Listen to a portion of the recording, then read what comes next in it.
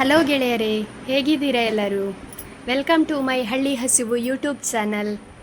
ಇವತ್ತು non veg ಪ್ರಿಯರಿಗೆ ಒಂದು ಸಿಂಪಲ್ ಆಗಿ ಮಾಡಿಕೊಳ್ಳುವಂತಹ ಗ್ರೀನ್ ಚಿಕನ್ ಕರಿಯನ್ನು ಹೇಳಿಕೊಡ್ತಾ ಇದ್ದೇನೆ ನೋಡಿ. ಮೊದಲಿಗೆ ಒಂದು ಬಟ್ಟಲಲ್ಲಿ 2 ಟೊಮ್ಯಾಟೊ, ಸ್ವಲ್ಪ ಬೆಳ್ಳುಳ್ಳಿ, 1-2 ಇಂಚು ಶುಂಠಿ, ಸ್ವಲ್ಪ ಕೊತ್ತಂಬರಿ ಸೊಪ್ಪನ್ನು ತೆಗೆದುಕೊಂಡಿದ್ದೇನೆ. ಇವಾಗ ಒಂದು ಬಾಣಲೆಯನ್ನು ಬಿಸಿಯಾಗಲು ಇಟ್ಟು ಅದಕ್ಕೆ ಆವಾಗಲೇ ನಾವು ಕಟ್ ಮಾಡಿಕೊಂಡ 2 ಈರುಳ್ಳಿಯನ್ನು ಸೇರಿಸ್ಕೊಳ್ತಾ ಇದ್ದೇನೆ. ಇದು ಸ್ವಲ್ಪ ಕೆಂಪು ಬಣ್ಣಕ್ಕೆ ಬರುವವರೆಗೆ ಹುರಿದುಕೊಳ್ಬೇಕು. ಅಂದರೆ ನಾವಿದನ್ನು ಮಸಾಲೆಗೆ ರೆಡಿ ಮಾಡ್ಕೊಳ್ತಾ ಇರೋದು, ಹಾಗಾಗಿ ನಾನು ದೊಡ್ಡದಾಗಿ ಕಟ್ ಮಾಡಿದ್ದೇನೆ. ಇಲ್ಲಿ ನೋಡಿ, ಬಟ್ಟಲಲ್ಲಿ ಇದಕ್ಕೆ ಬೇಕಾಗಿರುವಂತಹ ಒಂದು ಮಸಾಲೆ ಪದಾರ್ಥಗಳನ್ನು ಇಟ್ಟುಕೊಂಡಿದ್ದೇನೆ. ಇವಾಗ ನಮ್ಮ ಈರುಳ್ಳಿ ನೋಡಿ ಚೆನ್ನಾಗಿ ಫ್ರೈ ಆಗಿದೆ.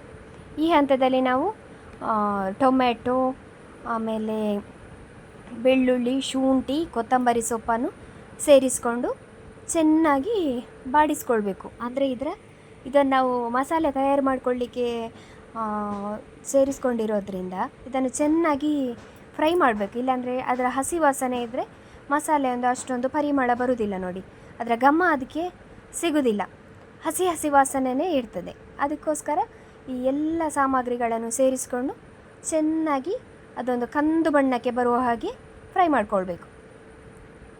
ಈ ರೆಸಿಪಿಗೆ ನಾನು ಖಾರಕ್ಕೆ ಕೇವಲ ಮೆಣಸಿನಕಾಯಿಯನ್ನು ಮಾತ್ರ ಬಳಸ್ತಾ ಇದ್ದೇನೆ.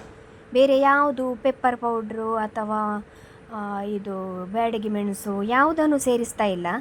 ನಂದಿದು ಗ್ರೀನ್ ಕಲರ್ ಬರಬೇಕು ನನಗೆ, ಹಾಗಾಗಿ ನಾನು ಕೇವಲ ಮೆಣಸಿನಕಾಯಿ ಮಾತ್ರ ಸೇರಿಸ್ಕೊಳ್ತಾ ಇದ್ದೇನೆ. ನೀವು ನಿಮಗೆ ಖಾರಕ್ಕೆ ಅನುಗುಣವಾಗಿ ಇದನ್ನು ತೆಗೆದುಕೊಂಡ್ರೆ ಆಯಿತು. ಅಂದರೆ ಕೆಲವರಿಗೆ ಚೂರು ಖಾರ ಹೆಚ್ಚು, ಚೂರು ಕಡಿಮೆ ಎಲ್ಲ ಇರ್ತದೆ ಅಲ್ವಾ, ಹಾಗಾಗಿ ಮೊದಲೇ ಒಂದು ಮೆಣಸಿನಕಾಯಿಯನ್ನು ಕಟ್ ಮಾಡಿಕೊಂಡು ಖಾರ ನೋಡಿಕೊಂಡು ಸೇರಿಸ್ಕೊಂಡ್ರೆ ಆಯಿತು. ಇವಾಗ ನಾವು ಈ ಚಿಕನನ್ನು ಮ್ಯಾರಿನೇಟ್ ಮಾಡಿಕೊಳ್ಬೇಕು. ಅದಕ್ಕೆ ಸ್ವಲ್ಪ ಮೊಸರು, ಸ್ವಲ್ಪ ಉಪ್ಪು, ಮತ್ತೊಂದು ಒಂದು ಸ್ಪೂನಷ್ಟು ಅರಶಿನ ಸೇರಿಸ್ಕೊಂಡು ಚೆನ್ನಾಗಿ ಮಿಕ್ಸ್ ಮಾಡಿಕೊಳ್ಬೇಕು. ಮಿಕ್ಸ್ ಮಾಡಿಕೊಂಡು ನಾನಿದನ್ನು ಫ್ರೀಝರಲ್ಲಿ ಇಡ್ತೇನೆ. ಅಂದರೆ ಅದು ಸ್ವಲ್ಪ ಬೇಗ ಮ್ಯಾರಿನೇಟ್ ಆಗ್ತದೆ ನೋಡಿ ಫ್ರೀಝರಲ್ಲಿ ಇಟ್ಟರೆ. ಅದಕ್ಕೆ ಇವಾಗ ನೋಡಿ, ನಮ್ಮ ಇದು ತರಕಾರಿ ಐಟಮ್ಗಳೆಲ್ಲ ಚೆನ್ನಾಗಿ ಫ್ರೈ ಆಗಿದೆ. ಇವಾಗ ಅದಕ್ಕೆ ಮಸಾಲೆ ಪೌಡರನ್ನು ಸೇರಿಸ್ಕೊಳ್ತಾ ಇದ್ದೇನೆ. ಗೋಡಂಬಿ, ಧನಿಯಾ, ಸೋಂಪು, ಚಕ್ಕೆ ಲವಂಗ, ಅವಾಗೆಲ್ಲ ತೆಗೆದುಕೊಂಡ ಎಲ್ಲ ಐಟಮನ್ನು ಇದಕ್ಕೆ ಸೇರಿಸ್ಕೊಂಡು ಚೆನ್ನಾಗಿ ಮತ್ತೆ ಪುನಃ ಫ್ರೈ ಮಾಡಿಕೊಳ್ಬೇಕು. ಈ ಗೋಡಂಬಿ ಎಲ್ಲ ಒಂದು ಸ್ವಲ್ಪ ಕಂದು ಬಣ್ಣ ಬರುವವರೆಗೆ ಹುರಿಬೇಕು. ಆಮೇಲೆ ಅದನ್ನು ಒಲೆಯಿಂದ ಕೆಳಗೆ ಇಳಿಸ್ಕೊಂಡು ಸ್ವಲ್ಪ ತಣ್ಣಗಾದ ಮೇಲೆ ಈ ಮಿಶ್ರಣವನ್ನು ಚೆನ್ನಾಗಿ ನೈಸಾಗಿ ರುಬ್ಬಿಕೊಳ್ಬೇಕು. ಆ ರುಬ್ಬಿಕೊಳ್ಳುವ ಗ್ಯಾಪಲ್ಲಿ ನಾನು ಇದನ್ನು ಒಲೆ ಉರಿತಾ ಇತ್ತಲ್ವ, ಅದಕ್ಕೆ ಆವಾಗಲೇ ಕಟ್ ಮಾಡಿ ಇಟ್ಕೊಂಡಿರುವಂತಹ ಈರುಳ್ಳಿಯನ್ನು ಸ್ವಲ್ಪ ತೆಂಗಿನ ಎಣ್ಣೆಯಲ್ಲಿ ಫ್ರೈ ಮಾಡ್ಕೊಳ್ತಾ ಇದ್ದೇನೆ.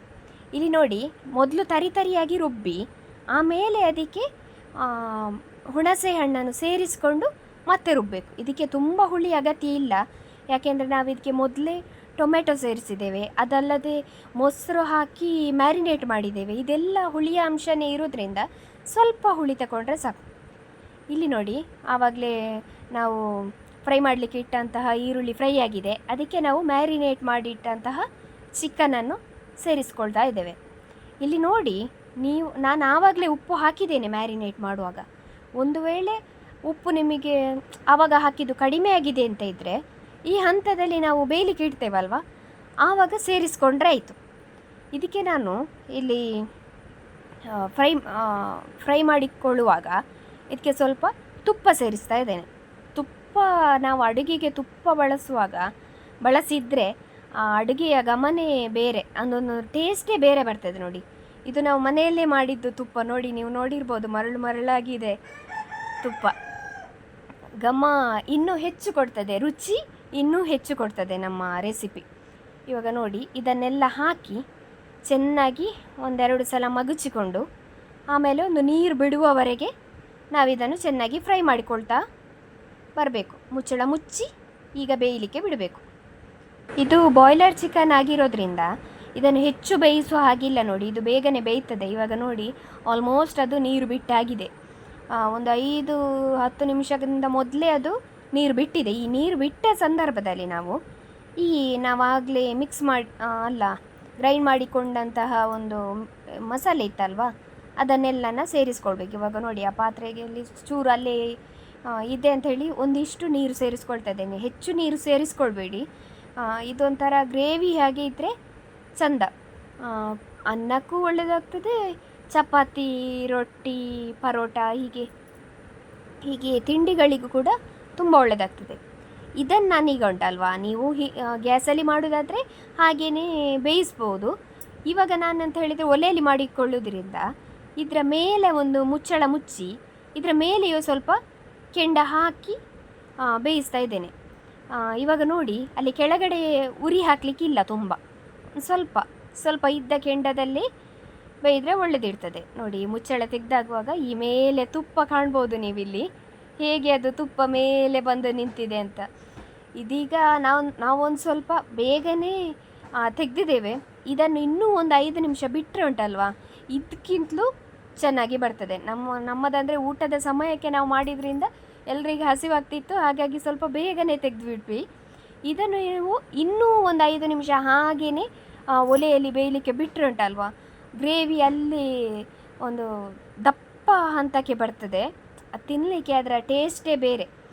ಇವಾಗಲೂ ಟೇಸ್ಟ್ ಒಳ್ಳೆಯದಿದೆ, ಆದರೆ ವಿಷಯ ಏನು ಅಂತ ಹೇಳಿದರೆ ಸ್ವಲ್ಪ ಸಾಂಬಾರು ಟೈಪ್, ಅಂದರೆ ಸ್ವಲ್ಪ ನೀರಾಗಿದೆ ಇದು.